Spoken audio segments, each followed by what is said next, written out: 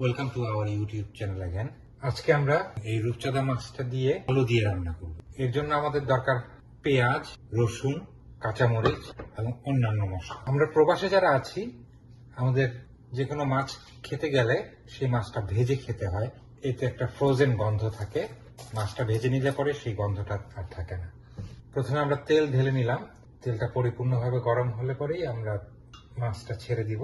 আমরা মাছটা ছেড়ে দিচ্ছি। মাছটা ভাজা হয়ে গেলে মাছটা আমরা দিয়ে দিব, পেঁয়াজ দিয়ে দিব। পেঁয়াজটা মোটামুটি ভাজা হয়ে গেলে পরে আমরা রসুন এবং কাঁচামরিচ দিয়ে দিলাম। রসুন কাঁচামরিচ মোটামুটি একটা ভাজা পর্যায়ে চলে আসছে। এই পর্যায়ে আমরা একটু লবণ দিয়ে দিব, পরিমাণ মতো লবণটা দিয়ে আধা চা চামচের চাইতে একটু বেশি পরিমাণে হলুদ, শুকনা মরিচ, 1 চা চামচ জিরা, 1 চা চামচ ধনিয়া, মশলাগুলো দিয়ে ভালো করে নেড়ে নিন। খুব বেশিক্ষণ নাড়া যাবে না, কয়েক সেকেন্ড, সাথে সাথে আপনি পানিটা দিয়ে দেন, না হয় কিন্তু মশলাটা পুড়ে যাবে। চুলোর জালটা বাড়িয়ে দিন।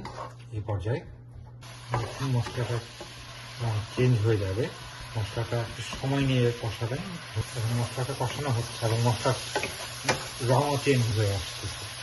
যখন দেখবেন তেলটা উপরে ভাসতেছে, খুব সুন্দরভাবে তেল এবং পরিপূর্ণভাবে আলাদা হয়ে গেছে, তখন মনে করবেন যে মশলাটা কষানো হয়ে গেছে। এই পর্যায়ে আমরা আলুটা দিয়ে দিব। আলুটা দিয়ে খুব সুন্দর করে নেড়ে ঢাকনা দিয়ে দিতে দিই। আলুটা 10 মিনিট কষানোর পরে আমরা আবার চলে আসলাম। এখন আমরা মাছ সহ দিয়ে দিব।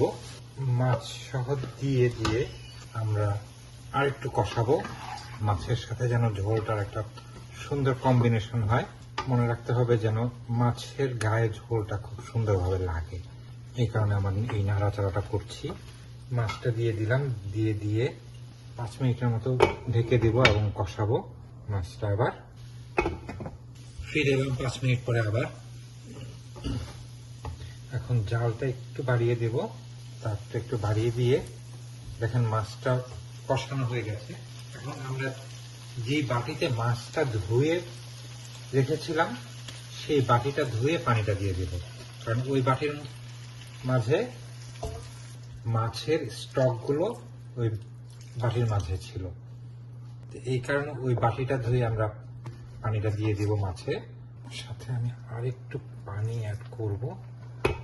ঢাকনা দিয়ে ঢেকে দিলাম। ঢেকে দিয়ে জালটা পরিপূর্ণ বাড়িয়ে দিব এবং কিছু সময় অপেক্ষা করব। ঝোল একটু শুকালে ধনেপাতা দিয়ে নামিয়ে ফেলব। হয়ে গেল আমাদের রূপচাঁদা মাছের তরকারি।